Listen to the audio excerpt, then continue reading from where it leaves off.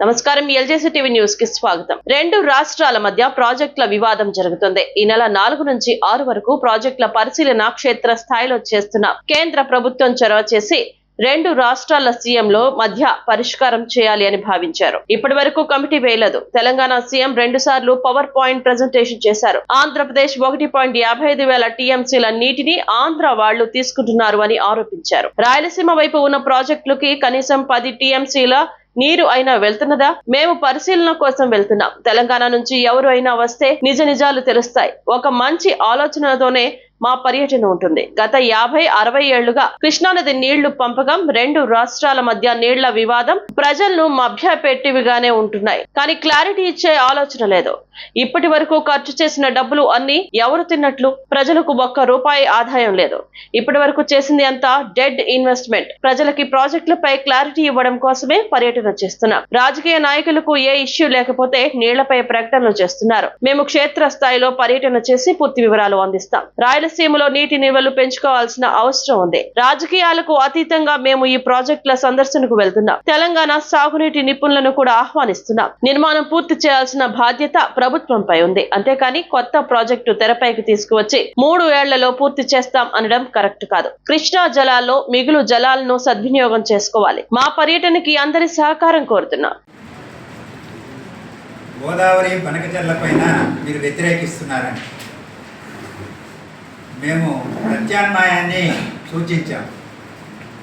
పోలవరం చింతలపూడి ఆయకట్టు హైయర్ కాంటూర్లో శ్రీ సాగర్ ఎడమ కాలువ ఆయకట్టుకు స్థిరీకరణ ఇస్తూ కృష్ణానదిని దాటించి పెంచుకోవడానికి ఉపయోగించాల్సినటువంటి రిజర్వాయర్ల నిర్మాణం ఏ స్థాయిలో ఉంది, ఆ రిజర్వాయర్లో నిల్వొచ్చిన నీళ్లు పొలాలకి పారించే కాల్వల వ్యవస్థ ఏ స్థాయిలో ఉంది, ఇవన్నీ కూడా రాయలసీమ ప్రయోజనాలను ఉద్దేశించి అధ్యయనం చేసి నిష్పక్షపాతంగా రాజకీయాలకి అతీతంగా ప్రజలకు చెప్పాల్సినటువంటి బాధ్యత ఉంది. కాబట్టి ఆ బాధ్యతను మేము వాలంటీర్గా ఎత్తుకెత్తుకుని ఈ ప్రాజెక్టుల సందర్శనకు వెళ్తున్నాం. దీనికి అన్ని వర్గాల ప్రజలు, మీడియా కూడా సహకరించాలని చెప్పి కోరుతున్నారు. తెలంగాణ సాగునీటి రంగ నిపుణులను కూడా వచ్చి పార్టిసిపేట్ చేయాల్సిందిగా కోరుతున్నారు. ఆంధ్రప్రదేశ్ రాయలసీమ వైపున, అలాగే మల్యాల, ముచ్చుమరి, వెలగొండ ప్రాజెక్టులు మొత్తంగా కలిపితే వాళ్ళ అధికారులు పవర్ పాయింట్ ప్రజెంటేషన్లో 1,55,000 క్యూసెక్కుల నీటిని శ్రీశైలం నుంచి తీసుకెళ్తున్నారు, అవసరమైనటువంటి మౌలిక సదుపాయాలు నిర్మించుకున్నారని ఆరోపించారు. ఆ మీటింగ్లోనే ముఖ్యమంత్రి రేవంత్ రెడ్డి గారు మాట్లాడుతూ రాయలసీమ వైపున రోజుకు 10 టీఎంసీల చొప్పున దోపిడీ చేసి తీసుకెళ్తున్నారనేటువంటి ఇదే మాట కొటేషన్లో చెప్తున్నాను నేను వాడారు. అది వాస్తవమా? ఇవాళ శ్రీశైలం నిండు ఉండలాగా ఉన్నది. 3 లక్షల పైచెలుకు క్యూసెక్కుల నీరు నాగార్జున సాగర్ వైపున పరుగులు తీస్తున్నది. నాగార్జున సాగర్ నిండి, పులిచింతల నిండి మన పోలవరం మన కళ్ళ ముందరే సముద్రంలోకి వెళుతున్నది. మరి అంత ఇన్ఫ్రాస్ట్రక్చర్ ఉంటే పోతిరెడ్డిపాడు హెడ్ రెగ్యులేటర్ నుంచి ఆ స్థాయిలో రాయలసీమ వైపున అంద్రేనివా, గాలేరు నగరి, తెలుగంగ, ఎస్ఆర్బిసి వీటికి ప్రాజెక్టులకి 10 టీఎంసీల నీళ్లు తీసుకెళ్లే అవకాశమే ఉంటే తీసుకెళ్తున్నారా? ఒకసారి మేము వెళుతున్నాం, మాతో పాటు మీరు కూడా ఎవరైనా ఆ ప్రాంతం తెలంగాణ ప్రాంత అధికార పార్టీకి చెందిన వాళ్ళు కానీ, రిటైర్డ్ ఇంజనీర్లు కానీ ఎవరైనా మిత్రులు రండి, అందరం కలిసి చూసేద్దాం. క్షేత్రస్థాయిలో అధ్యయనం. పోలవరం నదీ గర్భం నుంచి లిఫ్ట్ ఇరిగేషన్ అని ఒక 1000 కోట్ల ప్రాజెక్ట్ అయితేనేమి, రాయలసీమ లిఫ్ట్ ఇరిగేషన్ అని చెప్పి శ్రీశైలం దగ్గర తలపెట్టబోయినటువంటి ఇంకొక ప్రాజెక్ట్ అయితేనేమి, ఇవన్నీ ఆ పవర్లోకి వస్తాయి. తెలంగాణలో కూడా ఇటువంటి ప్రాజెక్టులు చాలా ఉంటుంటాయి. మనం ఇవాళ చూసాం కాళేశ్వరం పరిస్థితి ఏమిటి అనేది. కాబట్టి ఇదంతా ఏ రాష్ట్రమైనా ఇదంతా ప్రజల డబ్బు. ప్రజల డబ్బుని రైతుల బాగు కోసం, రాష్ట్రం అభివృద్ధి కోసం ఆచితూచి ప్రయారిటీ ప్రకారం కాస్ట్ బెనిఫిట్ రేషియో చూసుకుంటూ ఖర్చు పెట్టాలి తప్ప ఉద్వేగాలకు లోనయ్యో, ఓట్ల వేటలోనో, కాంట్రాక్టర్ల లబ్ధి కోసమో పదులు వేల కోట్ల ప్రజాధనాన్ని దుబారా చేయడం అది రాజకీయంగా తప్పిదమే కాదు, ఒక రకంగా కాబట్టి రాయలసీమ ప్రాంతంలో ఉన్నటువంటి ప్రాజెక్టులు, వాటి స్థితిగతులు, వాటి నిర్మాణం ఎంతవరకు పూర్తయింది, ఏమేమి మిగిలి ఉన్నాయి అనే విషయాలు అధ్యయనం చేసి నిష్పక్షపాతంగా ప్రజల ముందు ఉంచుతాం. ప్రజల్లో ఒక చర్చ జరగాలి.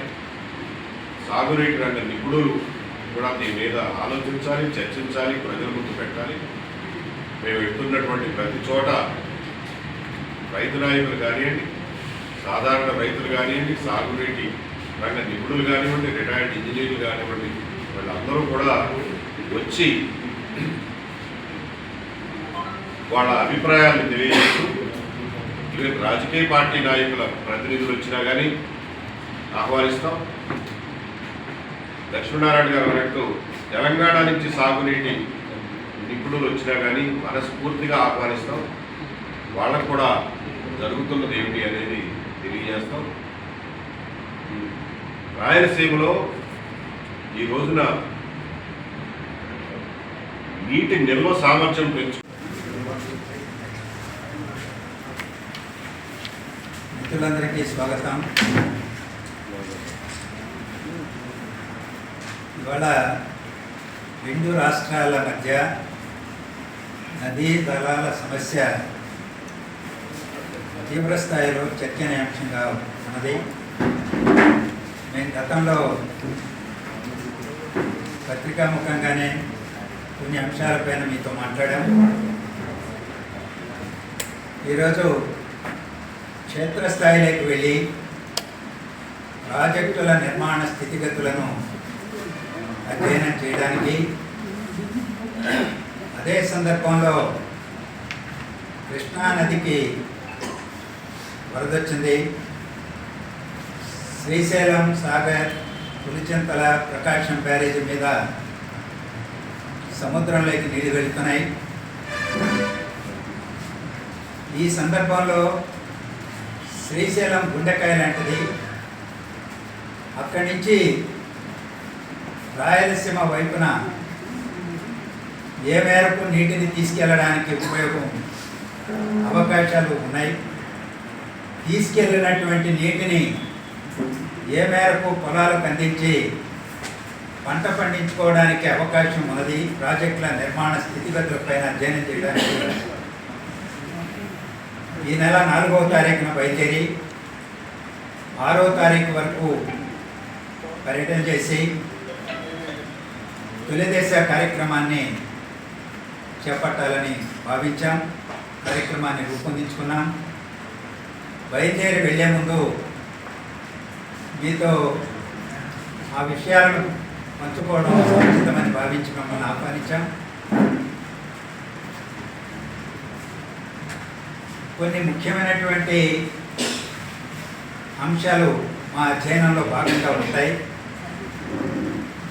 ఇటీవల కేంద్ర ప్రభుత్వం చొరవ చేసి కేంద్ర జలవనరుల శాఖ మంత్రి ఆధ్వర్యంలో రెండు రాష్ట్రాల ముఖ్యమంత్రులు, ఇరిగేషన్ శాఖ మంత్రుల యొక్క సమావేశం ఢిల్లీలో జరిగింది. ఒక కమిటీని నియమించి రెండు రాష్ట్రాల మధ్య నీటి సమస్యని పరిష్కరించుకోవడానికి మార్గాన్వేషణ చేయాలని వాళ్ళు నిర్దేశించుకున్నారు. కానీ ఇప్పటి వరకు కమిటీ అయితే ఏర్పాటు కాలేదు. ముందున్నది రెండు రాష్ట్ర ప్రభుత్వాల ముందు. తెలంగాణ ముఖ్యమంత్రి 2 దఫాలుగా పవర్ పాయింట్ ప్రజెంటేషన్ చేశారు. ఒకసారి గోదావరి నది జలాలపైన, అలాగే కృష్ణానది జలాలపైన రెండోసారి. ప్రస్తుతం కృష్ణానది ప్రాంతానికి వెళుతున్నాం కాబట్టి మేము ఆ విషయాన్ని ప్రస్తావించాలి. పోతిరెడ్డిపాడు హెడ్ రెగ్యులేటర్ నుంచి 92,000 క్యూసెక్కుల నీటిని సంవత్సరాలుగా కృష్ణానదీ జలాల పంపకాలు, వాడకం, రాయలసీమలో ఇరిగేషన్ అభివృద్ధి, వ్యవసాయాన్ని అభివృద్ధి చేసే విషయంలోనూ, అలాగే ఆంధ్ర తెలంగాణ మధ్యన నీటి పంపకాల విషయంలోనూ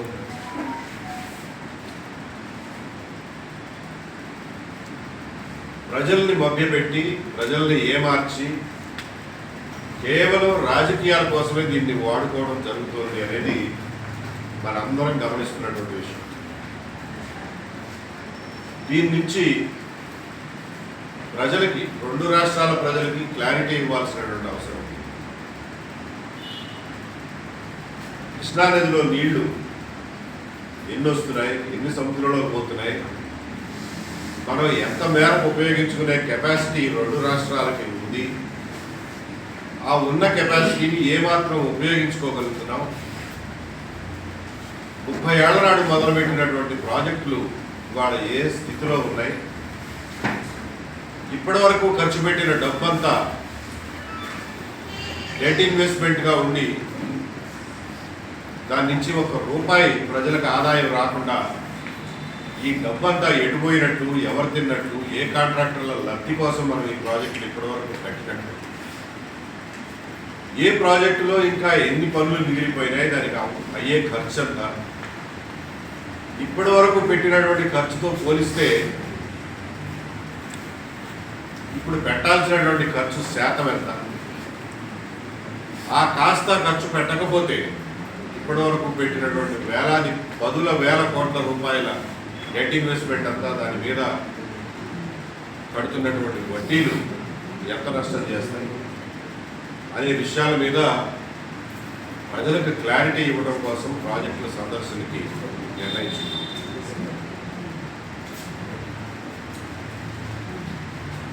ముఖ్యంగా ఆంధ్ర తెలంగాణ ప్రాంతాల్లో ఉన్నటువంటి తెలుగు ప్రజలకు విజ్ఞప్తి చేసేది ఏమిటంటే,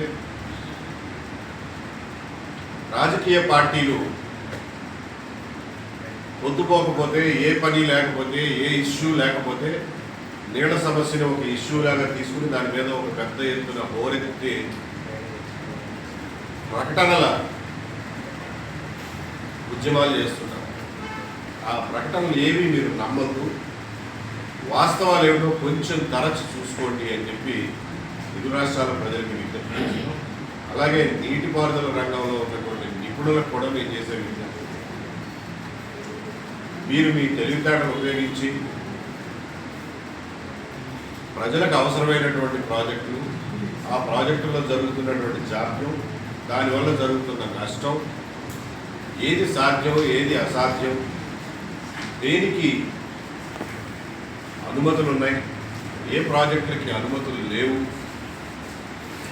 అనుమతులు లేని వాటికి అనుమతులు ఎలా తెచ్చుకోవాలి, కృష్ణా రివర్ వాటర్ బోర్డు కానీ, గోదావరి వాటర్ బోర్డు కానీ కూర్చుని మిగిలిపోయినటువంటి అపరిష్కృతంగా ఉన్నటువంటి సమస్యల్ని పరిష్కరించుకోవడంలో పొలిటికల్ మెచ్యూరిటీ ఉంటుంది తప్ప కేవలం ప్రకటనలు, పవర్ పాయింట్ ప్రజెంటేషన్లు, తొడలగొట్టడాలు, మీసాలు వెలియడాలు, సవాళ్లు విసరటాలు అనేది నీటిపారుదల రంగం బాగును, రైతుల బాగును ఉద్దేశించే పనులు కావవి. అవి కేవలం రాజకీయాలకు మాత్రమే పనికొస్తాయి. వాటి చాటున అనవసరమైనటువంటి ప్రాజెక్టులు నిర్మించడం, కేవలం కాంట్రాక్టర్ల చొరవతో అవసరం లేనటువంటి, పనికిమాలినటువంటి ప్రాజెక్టులను డిజైన్ చేయడం, వాటికి శాంక్షన్లు ఇవ్వటం, హుటాహుటిని వాటికి నిధులు